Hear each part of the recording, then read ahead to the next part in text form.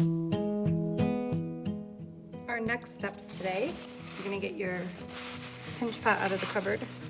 Make sure that it is yours before you do anything to it. Make sure you can find your name so you know for sure that it's yours. And just gonna carefully untwist that bag and open it up. Take it out, place it on your placemat and set that bag off to the side so we can wrap it up at the end of the day. So take a look at what we've got so far. First thing we want to do is just check for any of these cracks. These can be caused from the clay being too wet or too dry. And most of the time, if it's too wet, we can just smooth them out with our fingerprint. So I'm just kind of using the surface of my fingerprint to push a little pressure, but I'm supporting it from the inside so that my whole piece doesn't collapse. You can use your thumb or your finger, kind of experiment, see what feels good to you. Everyone kind of finds their own method here, but we just want to make sure we're supporting it from the inside.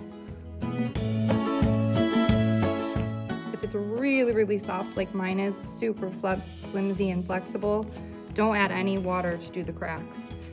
If your clay is a bit firm, more dry than mine, like you can't really easily squish it in, then it means it's a little on the dry side. And then you could use a little water to smooth out those cracks. But if you do add water, it's one fingerprint at a time. You can add it to the surface of the clay. Mine's way too wet to be using water, but I'm just showing you. We want to rub it into the surface of the clay so it's no longer shiny.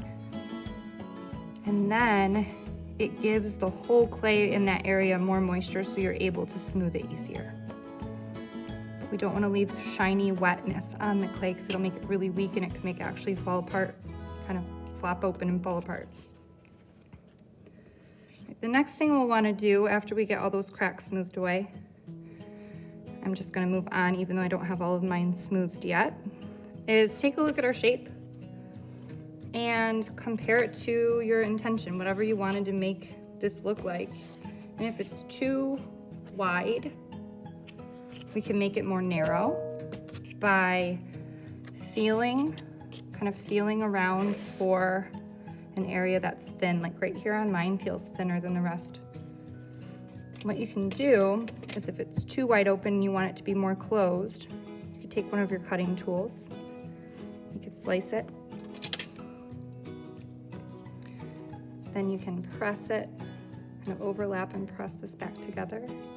Make sure that when you press it together, you're not trapping air, so make sure you're kind of squishing it up together there.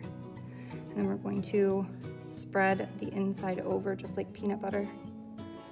Get rid of that seam. Make sure you're supporting it from the outside while you're smoothing the inside. If you're just pressing into the inside, it's gonna flop back open. And then same thing, we're gonna just spread it over so we no longer see that seam. Not using any water for this because my clay is really soft. If your clay was a little bit hard, you could use a little water. Or if it's not smushing very easily, you could even use a tiny bit of wet clay and kind of use that. The next thing we can look for is if our clay is tall enough. And remember, our maximum height is 6 inches. This is only 2.5 inches tall right now, so I can still go higher if I want it to. Depending on what you're making this into, what its purpose is, you might want to build it up a bit. So your next step, if that's the case, you want to smooth the inside of the bottom here before it gets too tall because it's harder to get in here once it gets taller.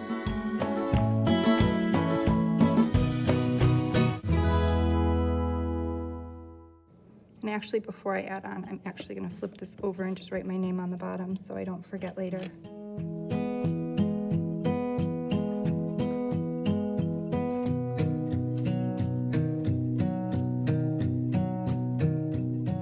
So if we want to build it up a bit taller, we can take a chunk of clay. This is too much, so I'm just going to break this in half by twisting it, taking about half that much. There's a little air pocket there. I'm going to make sure that's not left there. And I'm going to start a coil by just squeezing this into the beginning of a coil here in my hands. Once it starts to look like a coil, you're going to set it down on the table. This is really the only time we should let the clay set right onto the desktop. When you're rolling a coil, stand up so you're kind of above it. You want to push really gently. I usually use kind of this part of my hands, and you're going to gently kind of just let the weight of your hands push onto the coil. You're not really pressing down on it. You're just kind of letting the weight of your hands help to roll this out, because we want to keep it round. If we push down on it while we're rolling, we're going to get a flat, long piece. We don't want that. We want it to stay round because it's easier to work with. And then usually one hand kind of gently presses a little bit more than the other. So we just want to make this as even as we can. We want the coil to be about as big as our index finger, kind of down here. A little bit fatter is better than a little too skinny, because too skinny gets weak and it's hard to use. So I'd say this looks pretty nice for a coil.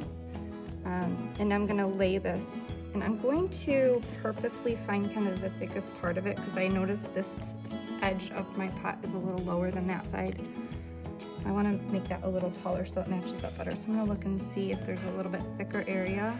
This looks a little fatter right here, so I'm gonna make that part go onto the lowest part there. I'm gonna lay this across the top edge. And once it meets up with where I have it starting here, I'm just gonna give it a little slice and make sure not to trap any air. We're gonna press those and kind of join those together. If we just left this setting on here, it would just fall off when it dries. So we've gotta make sure that we connect it to the pot. And we can do that. This is the way I do it. I hold it from the outside with my hand, and then I use my thumb on the inside to smooth it down. You can see how that looks after it's smoothed. No longer a seam there.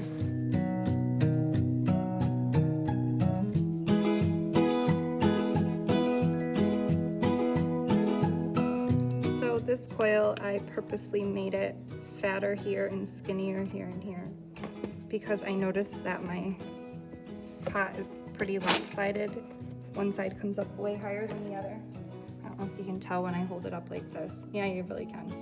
It's kind of on a slope. So I'm gonna put the fat side over here and the skinnier side over here to even it out a bit more.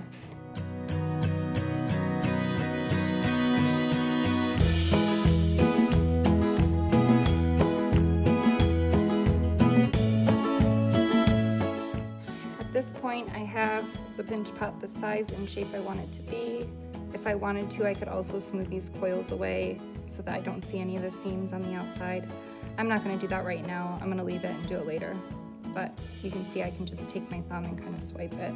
Just wanna make sure that I'm supporting it from the inside so that it doesn't cave in. But you can easily just kind of swipe your thumb over them or your finger. I like to use my thumb, kind of support it with one hand from the inside while you go on and do that. So I'll finish up that later. And one additional thing is, this is a rib tool.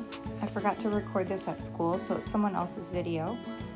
And the rib tool is used to smooth out any uneven surfaces. And so it's great if your pinch pot is a little lumpy or it's got dips and kind of high areas and low areas. So you can use it very gently, kind of just dragging it, kind of scraping it across the surface. You can see how little clay this artist is taking off of the pot. It's just a very, very tiny amount off the surface just to make it more smooth and even. And most importantly, when you're using this tool, you need to make sure that you're supporting it from the inside when you're working on the outside, and from the outside when you're working from the inside, so that it doesn't collapse and fall apart.